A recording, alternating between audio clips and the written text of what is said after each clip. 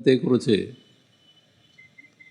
ഈ തെരഞ്ഞെടുപ്പ് പ്രവർത്തനങ്ങൾ ആരംഭിക്കുന്നതിന് മുൻപ് തന്നെ ജനങ്ങൾക്ക് ബോധ്യമായിരുന്നു എന്നതാണ് തെരഞ്ഞെടുപ്പിൻ്റെ ആദ്യഘട്ടങ്ങളിൽ തന്നെ മനസ്സിലാക്കാൻ കഴിയുന്ന കാര്യം. അതിനുള്ള കാരണങ്ങളാണ് ഇവിടെ വിശദമാക്കപ്പെട്ടത്. നമ്മുടെ രാജ്യം ഏത് തരത്തിൽ അപകടത്തിലാവുന്നു, രാജ്യത്തിൻ്റെ മതേതരത്വം, ജനാധിപത്യം, സ്വാതന്ത്ര്യം, നമ്മുടെ ഒരുമയും ഐക്യവും ദേശീയോദ്ഗ്രഥനവും എല്ലാം അപകടത്തിലാകുന്നു എന്നതാണ്. സർവോപരി രാഷ്ട്രം അപകടത്തിലാകുന്നു എന്നതാണ് ഉയർന്നു വന്നിട്ടുള്ള ആശങ്ക. അതുകൊണ്ടാണ് ഈ തെരഞ്ഞെടുപ്പിനെ മുൻപൊരു കാലത്തുമില്ലാത്ത രീതിയിൽ പ്രാധാന്യത്തോടെ ജനങ്ങൾ കാണുന്നത്. അതിൻ്റെ ഭാഗമായി ഇതിനെല്ലാം കാരണക്കാരായ BJPയെ പരാജയപ്പെടുത്തണമെന്ന് രാജ്യമാകെ ആഗ്രഹിക്കുന്നു. BJPക്ക് ഇനിയൊരു തുടർഭരണ അവസരം നൽകാൻ പാടില്ല എന്ന് ജനങ്ങൾ കരുതുന്നു. നൽകിയാൽ ഈ പറഞ്ഞ ആപത്തുകളെല്ലാം സംഭവിക്കും. പിന്നീട് തിരുത്താൻ വലിയ വില കൊടുക്കേണ്ടി വരുമെന്നതും ജനങ്ങൾ മനസ്സിലാക്കുന്നു. ഇതാണ് രാജ്യത്താകെ കാണാൻ കഴിയുന്ന നില. ഇവിടെ നമ്മുടെ നാട്ടിൽ ഇതിൻ്റെ കൂടെ തന്നെ ചേർത്തുകൊണ്ട് ഒട്ടേറെ അനുഭവങ്ങൾ നമ്മുടെ നാട്ടിലെ ജനങ്ങൾക്കും വോട്ടർമാർക്കുമുണ്ട്. കഴിഞ്ഞ തെരഞ്ഞെടുപ്പിൽ വലിയ വിജയമാണ് UDFന് നമ്മുടെ നാട് സമ്മാനിച്ചത്. അപ്പോൾ അത് LDFന് കനത്ത തിരിച്ചടിയായും മാറി. അത് LDFനോടുള്ള ഏതെങ്കിലും വിരോധമോ വിപ്രതിപത്തിയോ ഇഷ്ടക്കേടോ ഒന്നുമായിരുന്നില്ല കാരണം. നേരെ മറിച്ച് ഒരു തെറ്റായ ധാരണ ആ സമയത്ത് ജനങ്ങളിൽ സൃഷ്ടിക്കാൻ കോൺഗ്രസ് നടത്തിയ പ്രചരണത്തിലൂടെ സാധിച്ചു. അത് 2019 ലോക്സഭാ തെരഞ്ഞെടുപ്പിൻ്റെ പ്രവർത്തനം നല്ല രീതിയിൽ മുറുകി വന്നപ്പോൾ കോൺഗ്രസ്സുകാർ അഴിച്ചുവിട്ട പ്രചരണം ഇവിടെ രാജ്യത്ത് ആർക്കും കേവല ഭൂരിപക്ഷമില്ലാത്ത ഒരു തെരഞ്ഞെടുപ്പാകും ഇത്. അപ്പോൾ ഏറ്റവും കൂടുതൽ അംഗബലമുള്ള പാർട്ടി ഏതാണോ ആ പാർട്ടിയുടെ നേതാവിനെയാണ് മന്ത്രിസഭ രൂപീകരിക്കാൻ ക്ഷണിക്കുക. കോൺഗ്രസ്സിന് അംഗബലം കുറഞ്ഞു പോയാൽ രാഹുൽ ഗാന്ധിയെ മന്ത്രിസഭ രൂപീകരിക്കാൻ ക്ഷണിക്കില്ല. അതുകൊണ്ട് നിങ്ങളെല്ലാവരും ഇത്തവണ കോൺഗ്രസ്സിന് വോട്ട് ചെയ്യണം.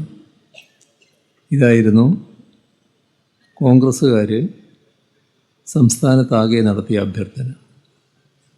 അതിൻ്റെ ഭാഗമായി നമ്മുടെ ശുദ്ധമനസ്കരായ മലയാളികൾ അവർ ധരിച്ചത് ഇവിടെ LDF ആയാലും UDF ആയാലും രണ്ടു കൂട്ടരും BJPക്കെതിരാണ്.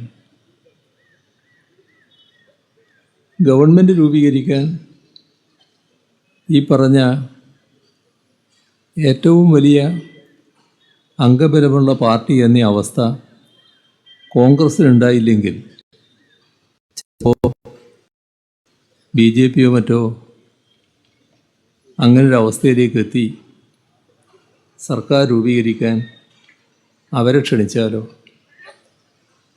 അപ്പോൾ കേരളത്തിൽ നിന്ന് കോൺഗ്രസ്സുകാർ തിരഞ്ഞെടുക്കപ്പെട്ട് UDFകാർ തിരഞ്ഞെടുക്കപ്പെട്ട് ഈ ഒരു ചിന്ത, ആ പ്രചരണം ആളുകളെ സ്വാധീനിച്ചു. തിരഞ്ഞെടുപ്പ് ഫലം നാം കണ്ടു. ഇപ്പോൾ 5 വർഷമായി. ഈ 5 വർഷക്കാലത്തെ നമ്മുടെ അനുഭവം ഇതാണ് ഇപ്പോൾ നമ്മൾ പ്രധാനമായും വിലയിരുത്തേണ്ടത്. ഈ 5 വർഷക്കാലം നിരവധി പ്രധാനപ്പെട്ട ഘട്ടങ്ങളിലൂടെ നമ്മുടെ രാജ്യം കടന്നുപോയിട്ടുണ്ട്.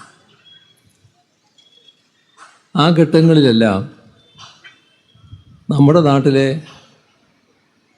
നാട്ടുകാർ, വോട്ടർമാർ പലപ്പോഴും വല്ലാതെ വേദനിച്ച് കഴിയേണ്ടി വന്നു. കാരണം അവരുടെ പ്രതീക്ഷക്കനുസരിച്ച നിലപാടല്ല ഇവിടെ നിന്ന് തങ്ങളുടെ വോട്ട് വാങ്ങി ജയിച്ചു പോയ MP-മാർ സ്വീകരിക്കുന്നത് എന്നത് അവർക്ക് ബോധ്യപ്പെട്ടു. അപ്പോൾ ഓരോ സംഭവം വരുമ്പോഴും ഇവരെയാണല്ലോ ഞങ്ങൾ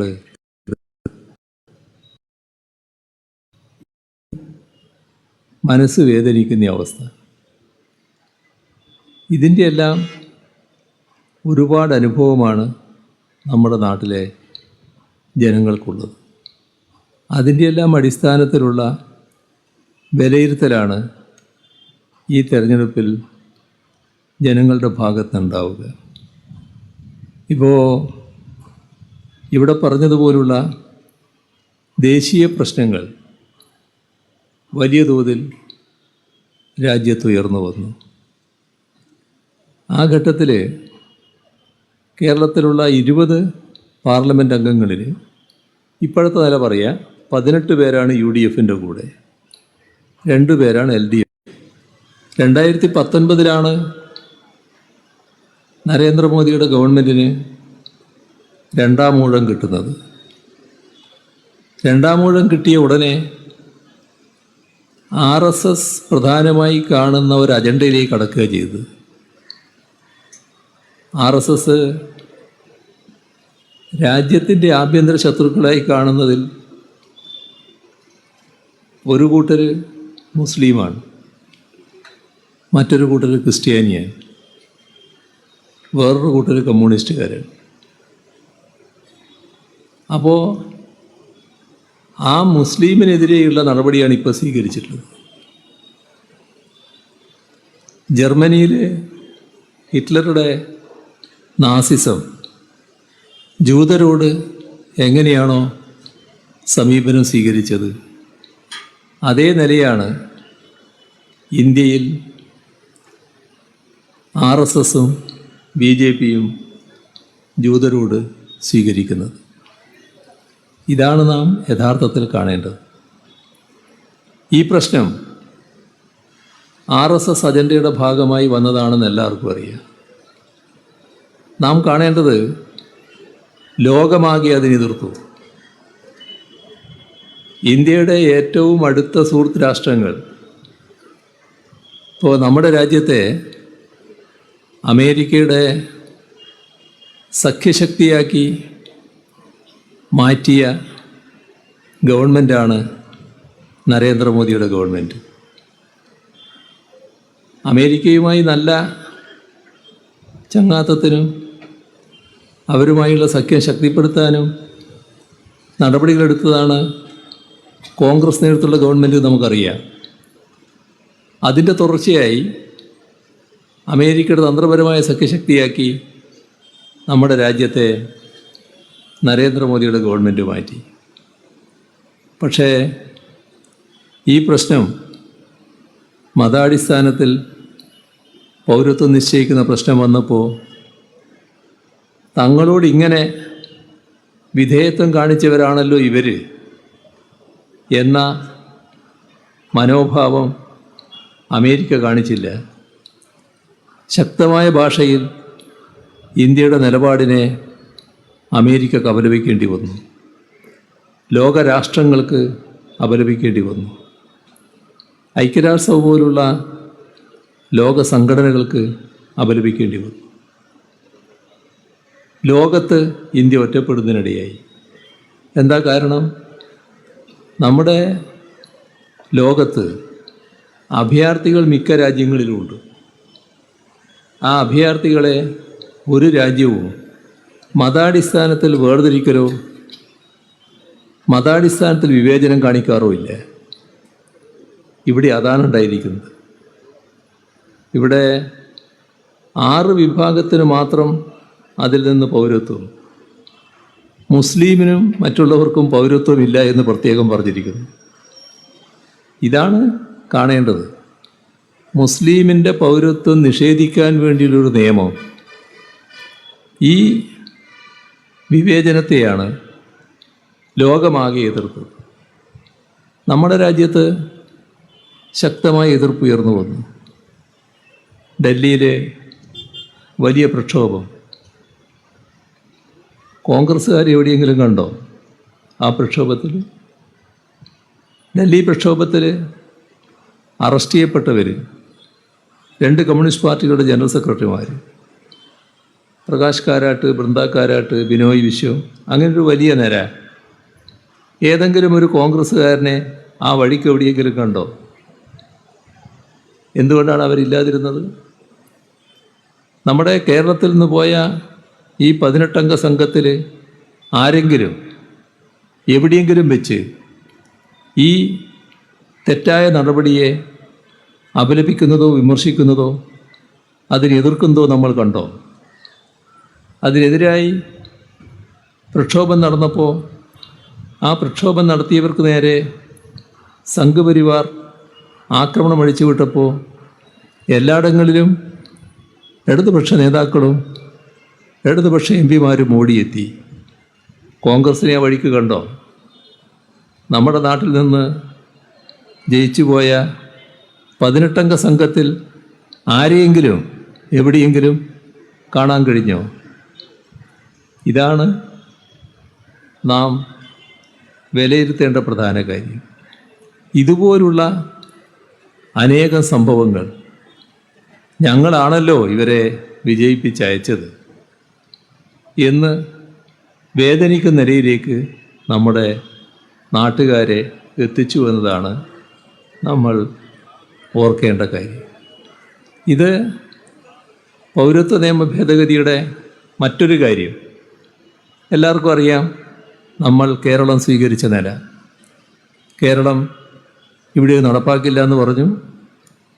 നമ്മൾ എല്ലാവരെയും ചേർത്ത് നിർത്തിയാണ് അതിനെ എതിർക്കാൻ പുറപ്പെട്ടത്. കാരണം അതേ നമുക്ക് കഴിയൂ.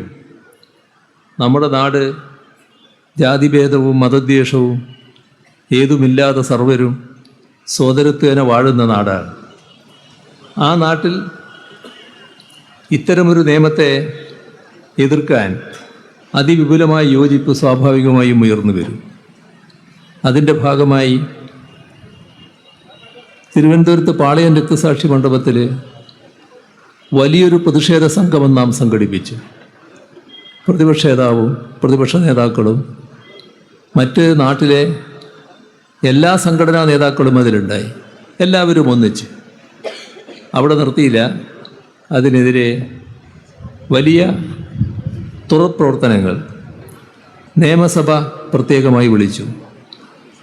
നിയമസഭയിൽ പ്രമേയം ഇത് പിൻവലിക്കണമെന്ന് ആവശ്യപ്പെട്ടുകൊണ്ടുള്ള പ്രമേയം ഐക്യകണ്ഠ്യേന അംഗീകരിച്ചു. നമ്മുടെ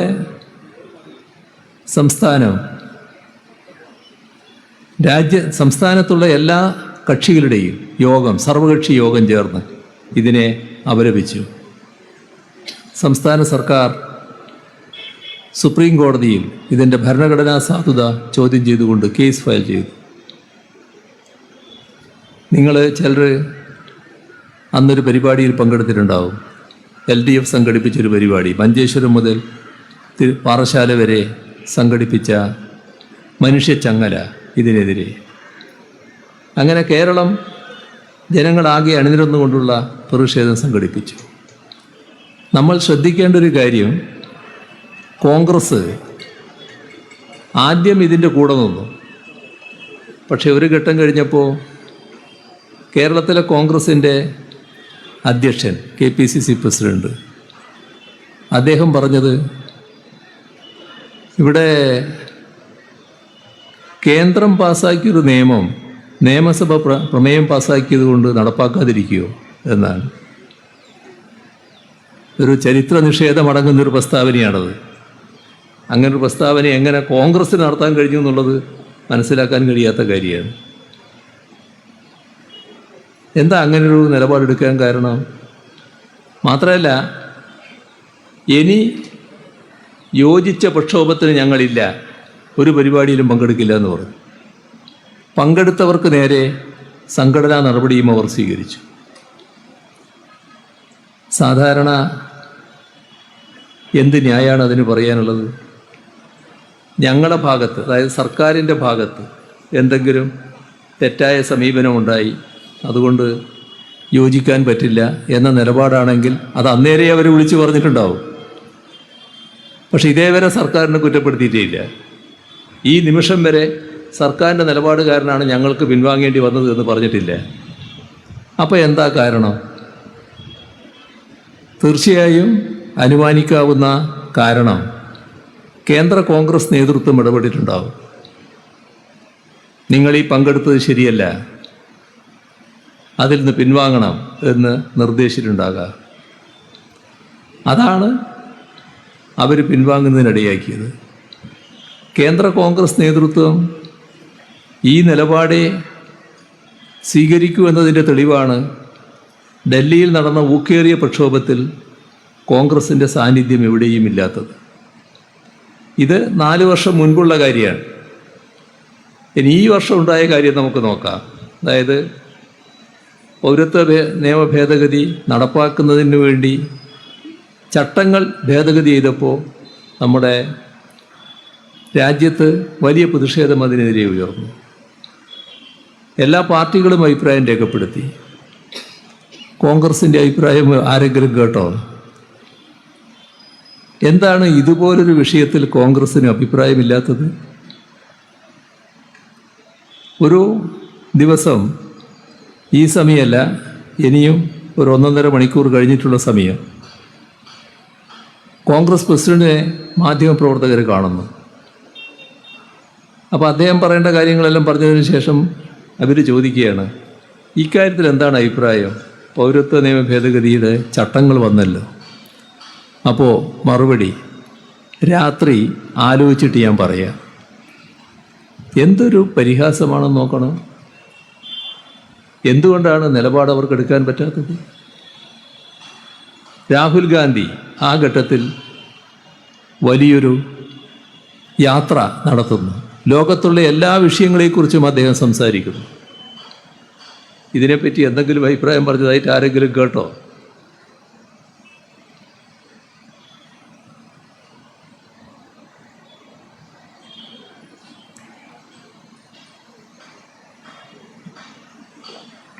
ഇതാണ് പ്രശ്നം. എന്താണ് കോൺഗ്രസ്സിന് സംഘപരിവാർ മനസ്സിനോട് ഇത്ര യോജിപ്പ്? എന്തുകൊണ്ട് തുറന്നെതിർക്കാൻ പറ്റുന്നില്ല? ഇപ്പോൾ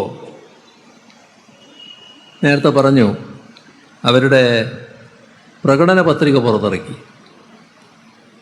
മറ്റ് പ്രകടന പത്രികകളിലൊക്കെ, ഇടതുപക്ഷ പാർട്ടികളുടെ പ്രകടന പത്രികയിലൊക്കെ ഈ പൗരത്വ നിയമ ഭേദഗതി റദ്ദ് ചെയ്യും എന്ന് കൃത്യമായി പറഞ്ഞിരിക്കുകയാണ്.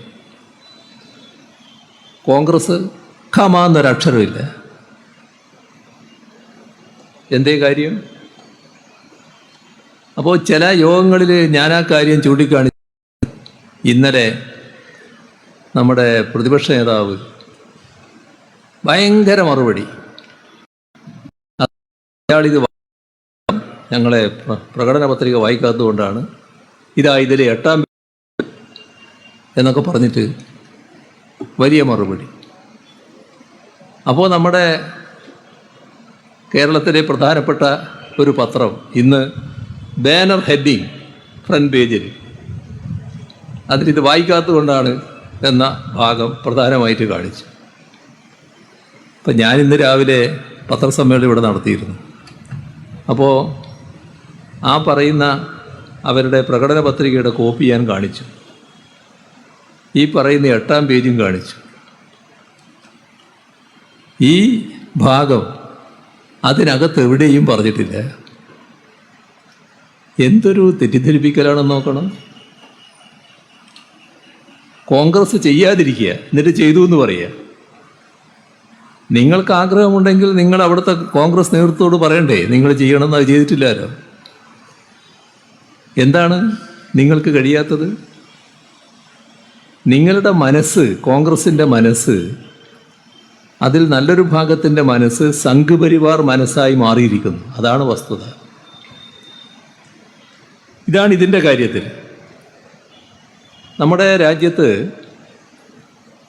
ഭരണഘടനയിൽ ഭേദഗതി വരുത്തണമെങ്കിൽ അതിന് സ്വീകരിക്കേണ്ട നടപടിക്രമങ്ങളുണ്ട്. ഒരു സംസ്ഥാനത്തിൻ്റെ പദവി എടുത്തു കളയണമെങ്കിൽ അതിന് സ്വീകരിക്കേണ്ട നടപടിക്രമങ്ങളുണ്ട്. ഇതൊന്നും പാലിക്കാതെയാണ് ജമ്മു കാശ്മീരിൻ്റെ പ്രത്യേക പദവി എടുത്തു കളഞ്ഞത്, അതിൻ്റെ സംസ്ഥാന പദവി എടുത്തു കളഞ്ഞത്, സംസ്ഥാനം അല്ലാതാക്കി. ഒരു ദിവസം ആഭ്യന്തരമന്ത്രി എഴുന്നേറ്റ് നിൽക്കുന്നു, ഒരു കടലാസ് എടുത്ത് വായിക്കുന്നു, ഇതെല്ലാം ഇല്ലാതാകുന്നു. എവിടത്തേക്കാണ് നമ്മുടെ രാജ്യം പോകുന്നത്? എന്താണ് ഇതിൻ്റെ അർത്ഥം? അതിശക്തമായി എതിർക്കേണ്ട ഒരു കാര്യമല്ലേ? കോൺഗ്രസിൻ്റെ ശബ്ദം ആ രീതിയിൽ മുഴങ്ങിയോ? സാങ്കേതികമായി എതിർത്തോ എന്ന് ചോദിച്ചാൽ ചിലപ്പോൾ കാണും. പക്ഷേ പാർലമെൻറ്റിൽ ശരിയായ രീതിയിൽ ശബ്ദമുയരണ്ടേ? ഉയർന്നില്ലല്ലോ. ഉയർന്നില്ല എന്ന് മാത്രമല്ല, ചില കോൺഗ്രസ് നേതാക്കൾ രഹസ്യമായി BJP അഭിനന്ദിച്ചു. ഈ ഭരണഘടനയിലെ ആർട്ടിക്കിൾ 370 റദ്ദ് ചെയ്യുക എന്നത് RSSൻ്റെ അജണ്ടയാണ്. നേരത്തെ മുതൽ അവർ പറഞ്ഞുകൊണ്ടിരിക്കുന്ന കാര്യമാണ്. ആ അജണ്ടയാണ് ഇവിടെ നരേന്ദ്രമോദിയുടെ ഗവൺമെൻറ് 2-ാം ഊഴം കിട്ടിയപ്പോൾ നടപ്പാക്കിയത്. അത് നടപ്പാക്കുന്ന നില വന്നപ്പോൾ കോൺഗ്രസ്സിന് എങ്ങനെയാണ് അതിനോട് സമരസപ്പെടാൻ പറ്റുന്നത്? അതാണ് സംഘപരിവാർ മനസ്സിലേക്ക് മാറുന്ന കോൺഗ്രസ് എന്നത് നാം കാണണം. ഇതിൻ്റെ തന്നെ മറ്റൊരു രംഗം, രാജ്യസഭയിലെ കോൺഗ്രസിൻ്റെ ചീഫ് വിപ്പ് അദ്ദേഹം ഇതിൽ വല്ലാതെ ആവേശഭരിതനായി. എന്ത് ചെയ്തു എന്നറിയോ? കോൺഗ്രസ്സിൽ നേരെ ഇറങ്ങി. എവിടത്തേക്ക് പോയി? BJPയിലേക്ക് പോയി. ഈ കാരണത്താൽ ജമ്മു കാശ്മീരിൻ്റെ കാര്യത്തിൽ BJP സ്വീകരിച്ച നടപടി അത് അങ്ങേയറ്റം അദ്ദേഹത്തിന് ആവേശമുളവാക്കി. BJP ചേർന്നു. BJP അദ്ദേഹത്തെ വീണ്ടും വെച്ചു. ഇതാണ് കോൺഗ്രസ് എന്നത് നമ്മൾ കാണണം. ഇവിടെ ചില പ്രത്യേക നിയമങ്ങൾ, നമ്മുടെ NIA ഭേദഗതി നിയമം, അത് ആരെ ലക്ഷ്യമിട്ടാണ് എന്നൊക്കെ എല്ലാവർക്കും അറിയാം. ആ നിയമത്തെ കൂടുതൽ കരിനിയമമാക്കാനുള്ള നടപടിയാണ്. വലിയ അധികാരം ആ നിയമ ഭേദഗതിയിലൂടെ കൊടുക്കുകയാണ്.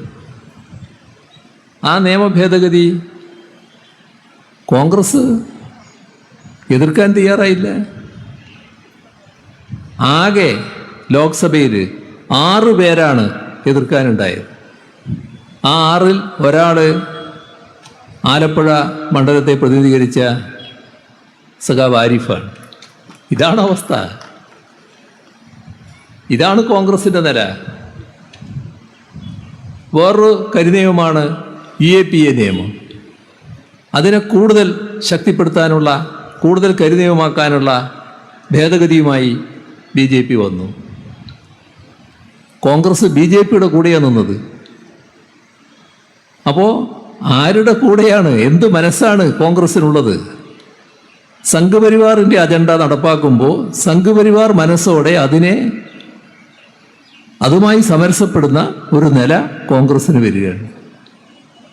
ഇതാണ് നാം ഗൗരവമായി കാണേണ്ടത്.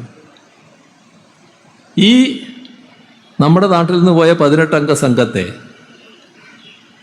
NIA നിയമം ഭേദഗതി ചെയ്തപ്പോൾ അവിടെ കണ്ടില്ല, UAPA ഭേദഗതി ചെയ്തപ്പോൾ അവിടെ കണ്ടില്ല. ആകെ ആരിഫ് മാത്രമായിപ്പോയത് അന്ന് അദ്ദേഹമേ ഉള്ളൂ LDFൻ്റെ ഭാഗമായിട്ട്. അപ്പോൾ നമ്മുടെ കേരളത്തിൻ്റെ സാധാരണ നിലക്ക് നാം സൂക്ഷിച്ചു പോരുന്ന തനിമയാണ് അങ്ങ് നഷ്ടപ്പെട്ടു പോയത്. ഇത് ദേശീയ തലത്തിലുള്ള ഇത്തരം ഒട്ടേറെ പ്രശ്നങ്ങൾ, ഞാനതിൻ്റെ മറ്റ് വിശദമായ കാര്യങ്ങളിലേക്ക് പോകുന്നില്ല. നമ്മുടെ നാടുമായി ബന്ധപ്പെട്ട കാര്യങ്ങൾ, നാടിൻ്റെ കൂടെ അവരുണ്ടോ? നാടിൻ്റെ പ്രശ്നത്തോടൊപ്പം ഉണ്ടോ?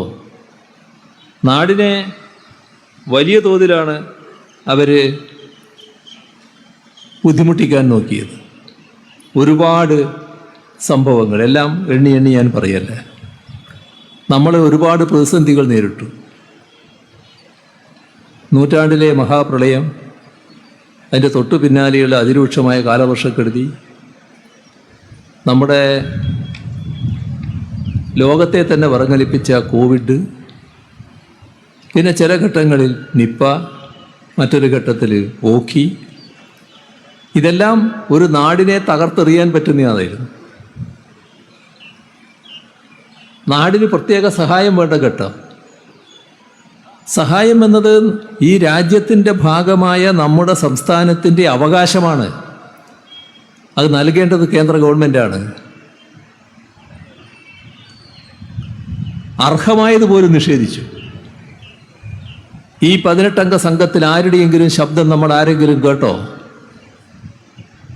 എന്തേ അവർക്ക് കേരളത്തിന് വേണ്ടി ശബ്ദിക്കാൻ കഴിയാതിരുന്നത്? എന്താണ് അവർ കേരളത്തെ തകർക്കാൻ ശ്രമിക്കുന്ന സംഘപരിവാറിനോടൊപ്പം നിന്ന് കേന്ദ്ര ഗവൺമെൻറ്റിൻ്റെ ന്യായങ്ങൾ നിരന്തരം പറഞ്ഞുകൊണ്ടിരിക്കുന്നതിന് ഇടയാക്കിയത്? ഇതൊരു ഭാഗം.